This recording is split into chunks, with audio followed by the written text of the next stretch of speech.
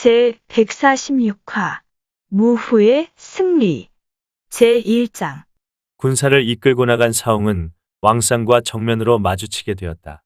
두 사람은 맞붙었으나 적수가 되지 못하는 사홍은 싸운 지 3합을 넘기지 못하고 왕상의 칼에 두동강이 나고 말았다. 이를 본 촉군 병사들은 싸워보지도 않고 달아나기에 바빴다. 왕상이 군사를 이끌고 뒤쫓았다. 촉군 진영에서는 공기가 나가 왕상을 맞았으나 그 또한 적수가 못되는지라 맞붙은 지 겨우 3합 만에 왕상의 칼에 베이고 말았다. 패잔병들이 돌아가서 알리니 크게 놀란 제갈량이 유화 왕평장에 세 사람을 한꺼번에 내보내 왕상과 맞서도록 했다. 양군이 둥그렇게 진을 벌였다. 먼저 장의가 말을 달려나가고 왕평과 유화는 진영의 좌우 양날개 끝에 버티고 섰다. 왕상이 말을 달려나와 장의와 맞붙었으나 몇 합을 겨루어도 승부가 나지 않았다. 이에 왕상이 지는 척하고 달아나자 장의가 뒤쫓았다. 이를 지켜보던 왕평은 장의가 왕상의 계략에 빠진 것이라 판단하고 급히 소리쳤다. 뒤쫓지 마오. 계략이여. 이 소리를 들은 장의가 급히 말머리를 돌리는데 어느새 왕상이 던진 유성추가 날아와 그의 등을 때렸다. 장의가 말 한 장에 엎드린 채 달아나자 왕상이 뒤쫓았다. 이에 왕평과 유화가 달려나가 추격을 차단하고 장의를 구해 진지로 돌아왔다. 그러자 왕상이 병력을 몰고 와 한바탕 무찌르니 촉군 사상자가 심히 많았다. 왕상의 유성추에 맞아 몇 차례 피를 토하며 진지로 돌아온 장의가 제갈량에게 말했다. 왕상은 누구도 맞설 수 없는 영웅입니다. 지금 2만 병력을 거느리고 진창성 밖에 군영을 세우고 있는데 사방에 목책을 둘러친 그 안에 이중성벽을 쌓고 해자를 깊게 파 방비가 여간 엄중한 것이 아닙니다. 두 장수를 잃은 위에 장의마저 부상을 입었는데 그런 소리까지 들으니 마음이 답답해진 제갈량은 강유를 불러들였다. 진창 입구 저쪽으로는 뚫고 나가기가 어려운 모양이니 무슨 묘수가 없겠는가. 그러자 강유가 생각해둔 것이 있는 듯 대답했다. 진창성은 견고하고 학수의 방어도 빈틈이 없습니다. 게다가 왕상까지 돕고 있으니 실로 취하기 어렵습니다. 그런즉 대장 한 사람에게 산을 의지하고 물을 낀 곳에 군영을 세워 굳게 지키라는 영을 내리시고 다시 좋은 장수로 하여금 요긴한 길목을 지켜 가정에서 쳐들어오는 적의 공격을 막도록 하시는 게 좋을 것 같습니다. 그런 다음 대군을 거느리고 기산을 습격하되 이러저러한 계책을 사용하시면 가히 조진을 사로잡을 수 있을 것입니다. 그리고는 목소리를 낮추어 계책을 말했다. 제갈량은 그 계책에 따라 왕평과 이외 두 사람에게 2천 병력을 이끌고 가정의 좁은 길을 지키라는 영을 내리고 다시 위원에게 한 무리의 병사를 이끌고 진창의 입구를 지키라는 영을 내렸다. 그리고는 마대를 선봉장으로 삼고 관흥과 장포를 앞뒤에서 구원을 담당하는 구응사로 삼은 뒤 새끼를 따라 야고글라와 기산으로 진군했다.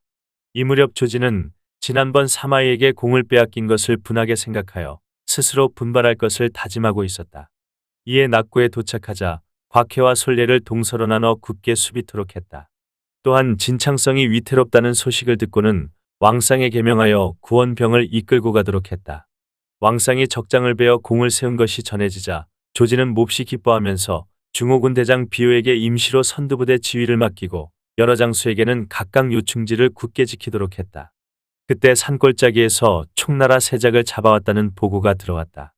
조진은 압송해드린 세작을 군막 앞에 무릎 꿇리게 했다. 그러자 그 사람이 말했다. 소인은 세작이 아닙니다. 기밀을 전할 것이 있어 도독을 찾아오다가 길에 숨어있던 복노군에게 잘못 붙들린 것뿐입니다. 하오니 좌우를 물리쳐 주시기 바랍니다. 이에 조진은 그의 결박을 풀어주게 하고 좌우를 잠시 물리자 그가 고했다. 소인은 강백약의 신복입니다. 백약의 밀서를 가지고 왔습니다. 그래? 그럼 밀서는 어디 있느냐? 신복이 품속에서 꺼내 바친 밀서를 펼쳐보니 그 내용은 다음과 같았다. 죄를 지은 장수 강유가 백배사죄하며 대도독계에 글을 올립니다. 곰곰이 생각할 때 저는 대대로 위나라의 녹을 먹은 몸인데 황공하게도 변방의 성을 지키는 두터운 은혜를 잊고서도 보답할 길이 없었습니다. 지난날 제갈량의 속임수에 잘못 걸려들어 깊은 함정에 빠져 헤어나지 못하였으나 어찌 옛나라를 생각하는 마음을 하루라도 잊을 수 있었겠습니까?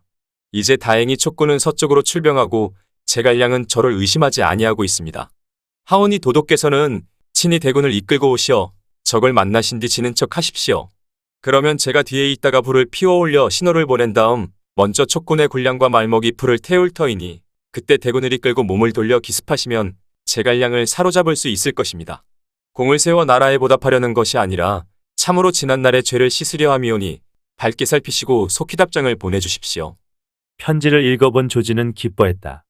이는 하늘이 나로 하여금 공을 세우게 하심이로구나. 그리고는 찾아온 사람에게 후한상을 내리고 날짜를 맞춰 만나자는 답장을 주어 보냈다. 이어 조지는 비호를 불러 의논했다.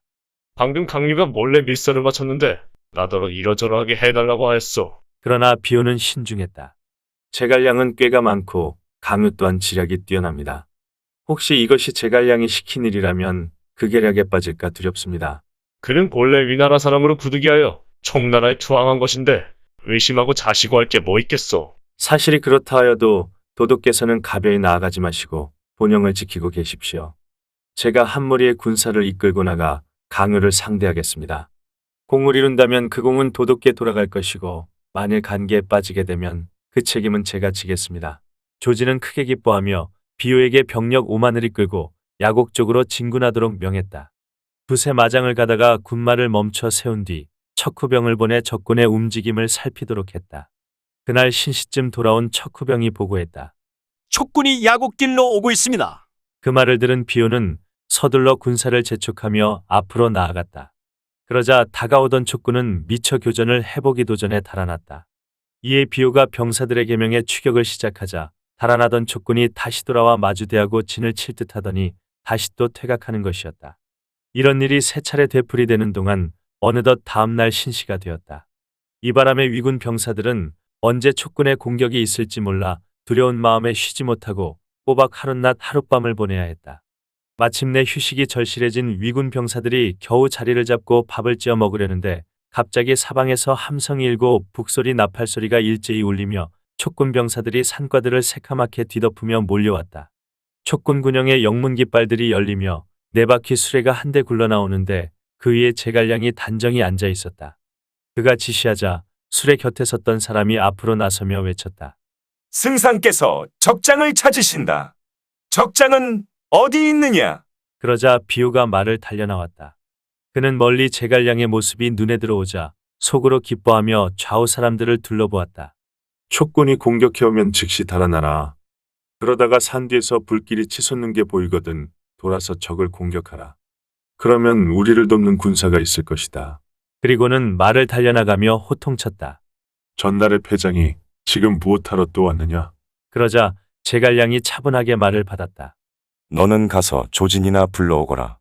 따로 할 이야기가 있으니. 자신의 존재를 무시당한 비호는 화가 나서 욕설을 퍼부었다. 조도독은 금지옥렵이신데 어찌 너 같은 역적을 만나시겠느냐? 이에 크게 노한 제갈량이 깃털부채를 한 번 흔들었다. 그러자 왼쪽에서 마대가 오른쪽에서 장의가 군사를 이끌고 몰려 나왔다.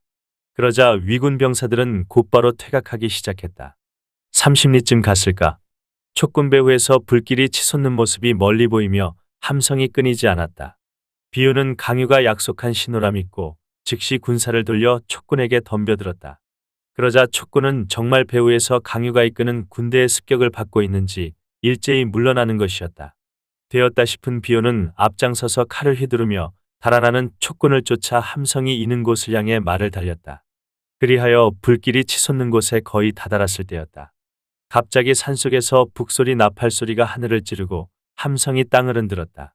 그와 함께 양쪽에서 군사들이 쏟아져 나오는데 보니 왼쪽은 관흥이요 오른쪽은 장포였다. 산 위에서 화살과 돌이 빗발치듯 쏟아져 내렸다. 불시의 공격을 피할 수 없었던 위군은 크게 패했다. 계략에 빠진 것을 안 비호는 병사들을 급히 골짜기로 후퇴시켰으나 이미 사람도 말도 지친 상태였다. 배후에서 관흥이 기운왕성한 군사들을 이끌고 추격하니 위군 병사들은 서로 짓밟고 짓밟히면서 계곡물에 떨어져 죽은 자가 부지기수였다.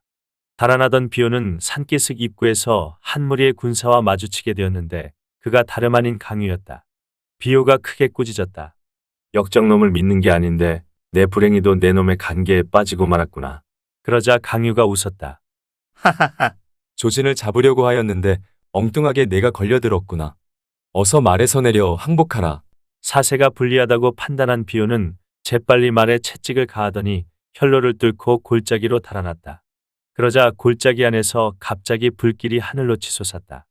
이에 앞으로 달려갈 수도 없게 된 비호가 주춤거리는 사이에 등 뒤로는 추격병이 거세게 몰려왔다. 이러지도 저러지도 못하게 된 비호는 자신의 목을 칼로 찔러 자살했다. 그러자 그를 따르던 부하들은 그 모습을 보고는 모조리 항복하고 말았다. 밤을 새워가며 군사를 휘몰아 기산 앞에 도착한 제갈량은 그곳에 군영을 세웠다. 그리고 군마를 주둔시킨 다음 강유에게 후한상을 내렸다. 조진을 죽이지 못한 것이 아닙니다. 강유가 아쉬운 듯이 말하자 제갈량도 입맛을 다셨다. 큰 계책을 작은 데 쓴 것이 아깝구나. 한편 비호가 자결했다는 소식을 들은 조진은 땅을 치며 후회했으나 이미 엎질러진 물이었다. 기산에 진을 친 제갈량의 대군이 문제였다. 이에 곽해를 불러 군사를 후퇴시킬 계책을 의논하자 그가 말했다. 이 일을 조정에 알리는 것이 좋겠습니다. 원병을 청하려면 그 수밖에 없었다. 이에 솔레와 신비에게 표문을 주어 한밤중에 위나라 국주에게 갖다 바치도록 했다.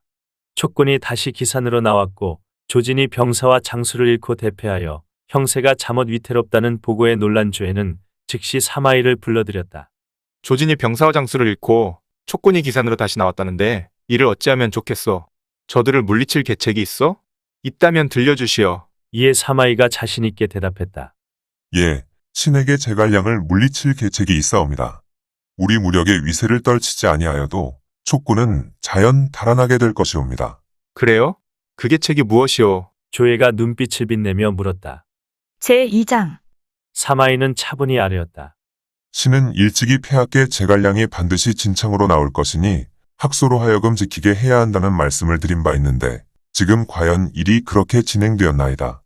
제갈량이 진창을 따라 침입해온다면 군량을 운반하기가 용이해지는데 다행히 학소와 왕상이 굳게 지켜 그 길로는 군량을 운반하지 못하고 있사옵니다.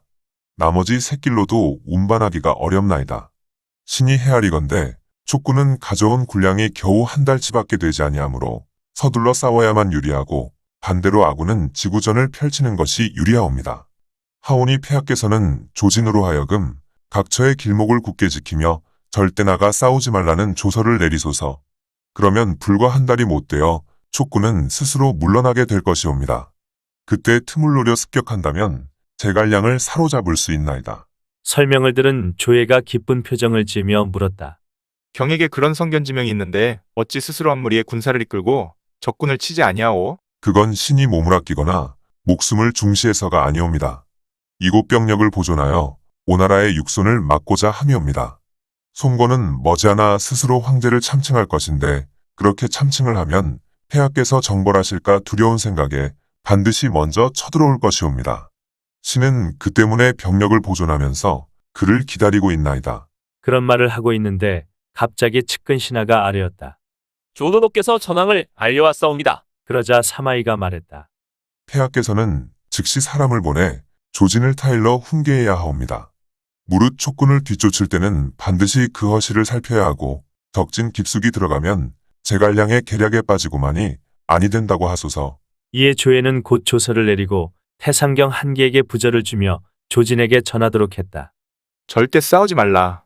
삼가 지키며 촉군이 퇴각하기만 기다리고 있다가 그들이 물러가면 공격하라. 그런 내용이었다. 성밖까지 따라 나온 사마이가 다시 한번 당부했다. 내 이번 공로는 자단에게 양보할 생각이오. 그러니 공은 자단을 만나거든 절대 내가 그랬다는 말은 하지 말고 그저 황제께서 조서를 내리시어 수비가 상책이라 하셨다는 말만 전하시오. 또 적을 추격할 때는 세심한 주의가 필요하고 절대 성급한 자를 보내서는 아니 된다고 말이오. 그리하지요. 한기가 하직 인사를 하고 떠났다. 그가 조진의 군영 부근에 이르자 조진이 마중 나왔다. 태상경 한기로부터 황제의 조서를 받던 조진은 한기가 머물 군영을 물러나온 뒤 곽해와 솔례를 불러 의논했다. 그러자 곽해가 웃으며 말했다.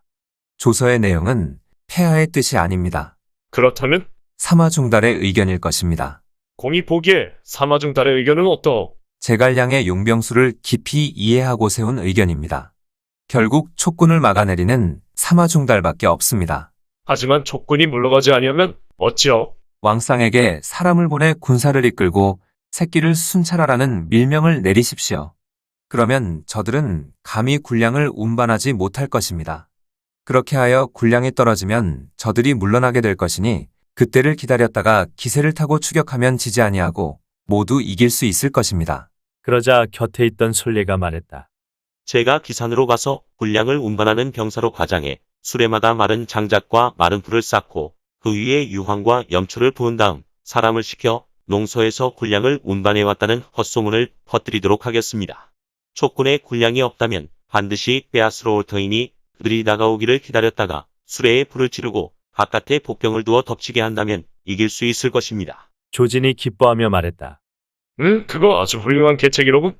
그리고는 즉시 솔레에게 군사를 이끌고 계책을 실행에 옮기도록 명했다. 그와 함께 곽회의 제안도 받아들였다. 이에 사람을 보내 왕상으로 하여금 새끼를 순찰하도록 지시했다. 또 곽회에겐 군사를 이끌고 기곡과 가정으로 가서 각처의 군사로 하여금 험준한 길목을 굳게 지키도록 했다. 이렇게 일련의 조치를 취한 조진은 다시 장효의 아들 장호를 선봉장으로 삼고 악진의 아들 악침을 부선봉장으로 삼아 두 사람 모두 지휘부가 있는 본영을 지키되 나가 싸우는 것을 일체 금하도록 했다. 그때 기산의 군영에 머물고 있던 제갈량은 날마다 사람을 시켜 싸움을 걸었으나 위군은 굳게 지킬 뿐 싸우러 나오지를 않았다. 이에 제갈량이 강유를 불러 의논했다. 위군 병사들이 굳게 지키며 나오지 아니하는 것은 아군의 군량이 없다는 걸 헤아리고 있기 때문이다. 이제 진창을 경유해서는 군량을 실어 나를 수 없고 나머지 샛길로도 운반하는 것이 어렵다.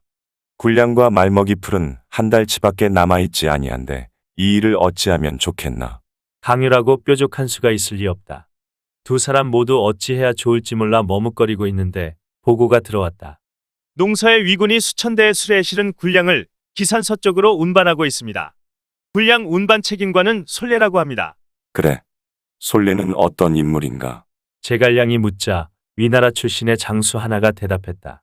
그 사람은 일찍이 위나라 곡주를 따라 대석산에 사냥을 나간 일이 있습니다. 그때 갑자기 사나운 호랑이가 뛰쳐나와 임금에게 달려들자 솔레가 말에서 뛰어내려 단칼에 호랑이를 쳐 죽였습니다. 이 일로 그는 상장군에 봉해졌고 지금은 조진의 신복이 되어 있습니다. 그 말을 듣자 제갈량이 껄껄 웃었다. 하하하. 이건 책략이로구나. 위군 장수가 우리 쪽에 군량이 부족하다는 사실을 알고 꾸민 계책이야. 저 수레에 실린 것은 군량이 아니고 필시 마른 풀처럼 불이 잘 붙는 물질일 것이다. 불공격은 원래 내 전문인데 어찌 그런 계책으로 나를 유인하려고 든단 말이냐. 우리가 군량과 말먹이 풀을 뺏으러 가면 저들은 우리 군영을 덮치러 올 것이다. 내 이제 적의 계략을 역이용하는 장계취계를 써봐야겠다. 그리고는 곧 마대를 불러 분부했다. 그대는 군사 3천을 거느리고 위군이 군량을 저장해 둔 곳으로 가라. 군영 안에 들어가지 말고 바람이 부는 쪽에서 불을 지르라. 수레와 병장기에 불이 붙으면 위군은 반드시 우리 군영을 습격해 올 것이다. 제갈량은 다시 맞춤과 장이에게 명했다. 두 사람은 각기 군사 5천을 이끌고 나가 있다가 마대를 도와 밖에서 포위하여 안팎으로 협공하라. 계책을 받은 세 사람이 떠나자 제갈량은 다시 관은과 장포를 불러들였다. 위군 본영은 사방으로 길이 통한다. 오늘 저녁 기산 서쪽에서 불길이 치솟으면 위군이 반드시 우리 군영을 공격할 것이다. 너희 두 사람은 위군 군영 좌우에 매복해 있다가 그들이 군영을 나오거든 공격하라. 그리고 다시 5반과 5위를 불러 분부했다. 너희 두 사람은 각각 한 무리의 군사를 이끌고 군영 밖에 매복해 있다가 위군이 도착하거든 돌아갈 길을 끊으라. 모든 조치를 끝낸 제갈량은 전황을 지켜보기 위해 기산 위의 높은 곳에 자리 잡고 앉았다. 위군 병사는 촉군이 군량을 빼앗으러 오는 걸 탐지하고 황망히 솔레에게 알렸다. 이에 솔레가 조진에게 사람을 보내 알리자 조진은 다시 본영으로 사람을 보내 장호와 악침에게 분부했다. 오늘 밤 기산 서쪽에 불길 솟는 것이 보이거든. 이는 촉군이 구원하러 오는 것이니 군사를 내어 이러저러하게 하라. 계책을 받은 두 사람은 부하에게 막루로 올라가서 불길 신호가 오르는지 살펴보도록 했다. 제3장 한편 솔레는 군사를 기산 서쪽에 매복시킨 채 촉군이 오기만을 기다렸다. 그날 밤 이경 무렵이었다. 마대가 3천 군사를 이끌고 오는데 사람은 모두 소리내지 못하게 입에 하물을 물리고 말들도 모두 입에 재갈을 물린 채였다. 그들이 기산 서쪽에 도착해보니 수많은 수레와 병장기가 겹겹이 둘러쳐져 커다란 군영을 이루고 있었다. 그러나 사람은 보이지 않고 수레들과 병장기들 사이에 각종 깃발만 공허하게 꽂혀 있었다. 때마침 서남풍이 불자 마대는 병사들을 군영 남쪽으로 보내 불을 지르도록 했다. 이에 서남풍을 타고 타오르기 시작한 수레와 병장기의 불길이 하늘로 치솟기 시작했다. 매복해 있던 순례는 그 불길이 촉군이 위군 군영 안에 들어가서 보낸 불신호인 줄로 알았다. 이에 옳았구나 싶어 군사를 이끌고 일제히 군영을 습격했다. 그런데 이게 어인 일인가. 등 뒤에서 북소리 나팔소리가 하늘 높이 울리며 두 길로 군사들이 몰려오는데 보니 바로 마충과 장의의 군사들이었다. 군영 안에 들어간 촉군을 덮치려다가 역으로 마충과 장의의 군사들에게 포위당한 손내는 크게 놀랐다. 당황하고 있는데 다시 위군 군영 쪽에서 함성이 일며 한 무리의 군사가 불빛 속에 달려나오는데 보니 바로 마대의 군사였다. 안팎으로 협공을 당한 위군은 대패할 수밖에 없었다. 불길은 맹렬하고 바람은 거셌다. 사람과 말이 어지러이 달아나다가 서로 짓밟고 짓밟히면서 죽은 자가 수없이 많았다. 솔레는 부상을 입은 병사들과 함께 연기를 뚫으며 불길을 무릅쓰고 달아났다. 이 시각 본영에 머물던 장호는 멀리 불빛이 하늘로 치솟는 걸 보자 영문을 활짝 열었다. 그리고 악침과 함께 인마를 이끌고 쳐들어갔으나 촉군 군영은 텅 비어 있었다. 이에 급히 군사를 거두어 돌아서려는데 군영 밖에 매복해 있던 촉군 장수 5반과 5위의 군사가 두 길로 몰려나와 돌아갈 길을 끊었다. 장호와 악침 두 장수는 두터운 포위망을 뚫고 나와 본영으로 돌아갔다. 그런데 그들을 맞은 것은 토성 위에서 메뚜기 떼처럼 쏟아져 내리는 화살들이었다. 알고 보니 관흥과 장포가 이미 군영을 습격하여 점령한 것이었다. 크게 패한 장호와 악침의 군사들은 모두 조진의 군영으로 달아나고 있는데 한 무리의 패잔병 무리가 몰려왔다. 바로 솔레가 이끄는 군사였다. 그들은 군영으로 함께 들어가 제각기 계략에 빠지게 된 경위를 조진에게 보고했다. 보고를 듣고 난 조진은 본영을 삼가지키며 다시는 나가 싸우려고 들지 않았다. 한편 크게 이긴 촉군은 자기들 군영으로 돌아가 제갈량을 만났다. 전황을 보고받은 제갈량은 별로 기뻐하는 기색도 보이지 않았다. 그 대신 은밀히 사람을 보내 위원에게 계책을 주는 한편 나머지 장병들에게는 군영을 뜯어 일제히 퇴각하라는 영을 내렸다. 그러자 양이가 제갈량에게 물었다. 이제 대승을 거두어 위군의 날카로운 기세를 모두 꺾었는데 어찌하여 군사를 거두려 하시는지요? 군량이 없기 때문이다. 우리는 빨리 싸우는 것이 유리한데 저들은 굳게 지키며 나오지 아니하니 내가 병이 날 지경이다. 지금 저들이 잠시 패하였다고는 하지만 중원은 반드시 병력을 증강시킬 것이다. 만일 저들이 날랜 기마병으로 우리의 군량 보급로를 습격한다면 그때는 돌아가고 싶어도 돌아갈 수가 없게 된다. 위군은 이번 싸움에 패하여 촉군을 똑바로 쳐다보지도 못하고 있으니 이때 허를 찔러 퇴각하려는 것이다. 다만 걱정은 위원이 이끄는 군사가 진창 길목에서 왕상을 막고 있어 급히 몸을 빼기 어렵다는 점이다. 하지만 내 이미 사람을 은밀히 보내 왕상을 죽일 계책을 일러주었다. 그러니 위군이 감히 추격하지는 못할 것이다. 후방부대를 먼저 떠나게 하라. 그날 밤 철군이 시작되었지만 제갈량은 적을 속이기 위해 군영에 사람을 남겨 북과 징후를 이며 야경을 돌게 했다. 하룻밤 사이에 군사가 모두 퇴각하자 군영은 텅 비게 되었다. 한편 위군 대도독 조진은 군영 안에 머물며 연전연패의 후유증에 시달리고 있었다. 그는 큰 지모는 없지만 조씨 가문의 자제로 한때는 잘 나가던 장수였다. 그러나 제갈량에게 시달리다 보니 요즘은 맥이 빠져 있었다. 이를 만회해 보려고 싸우지 말라는 조서를 듣지 않고 싸움에 임했다가 큰 낭패를 보았다. 무엇보다도 그를 괴롭히는 것은 자신은 싸우면 지고 사마이는 싸우면 이긴다는 점이었다. 이런저런 일로 근심에 쌓여있던 그에게 좌장군 장압이 군사를 이끌고 왔다는 보고가 들어왔다. 이어 말에서 내린 장압이 군마관으로 들어와 조진에게 말했다. 폐하의 뜻을 받들어 특별히 도독의 작전 계획을 들으러 왔습니다. 올 때 중달에게 작별 인사를 하고 오지 아니하였소. 하고 왔습니다.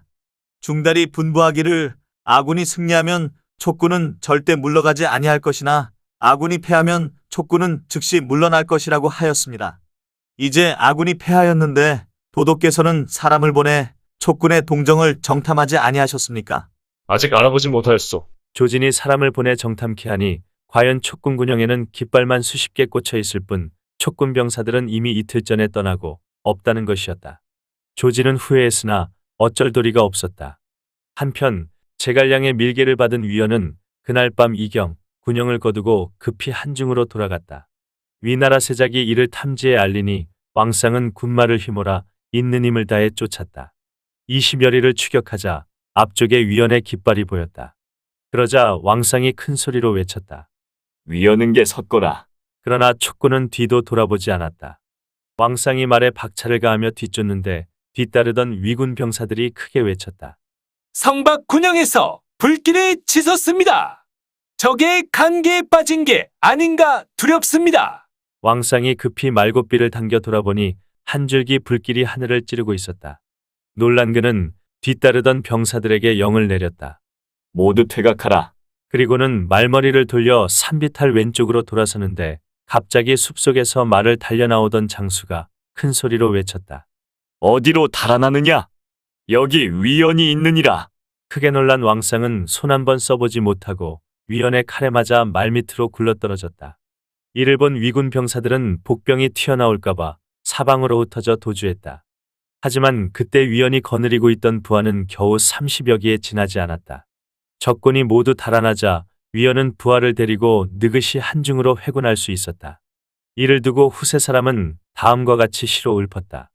공명의 묘한 계책, 손방보다 나으니 혜성처럼 환하게 촉한을 비추느나 귀신도 헤아리지 못하는 진퇴용병.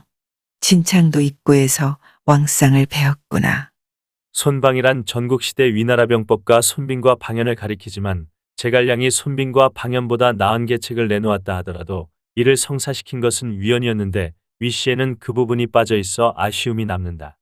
알고 보니 기마병 30명과 함께 왕상의 군영 주변에 매복해 있던 위원은 왕상이 군사를 이끌고 촉군을 추격하자 군영으로 들어가 불을 질렀다. 그 불을 보고 왕상이 허둥지둥 돌아오는 것을 기다렸다가 불시에 뛰쳐나가 그를 베어버린 것이었다. 그 뒤 병력을 이끌고 한중으로 돌아가 군마를 인계하자 제갈량이 큰 잔치를 베푼 것은 두말할 나위도 없다. 한편 장압은 촉군을 쫓다가 수비가 상책이라는 사마이의 충고가 생각나서 추격을 그만두고 군영으로 돌아왔다. 그때 진창성의 학소가 사람을 보내 소식을 알려왔다. 왕상이 위원의 칼에 맞아 전사하였습니다.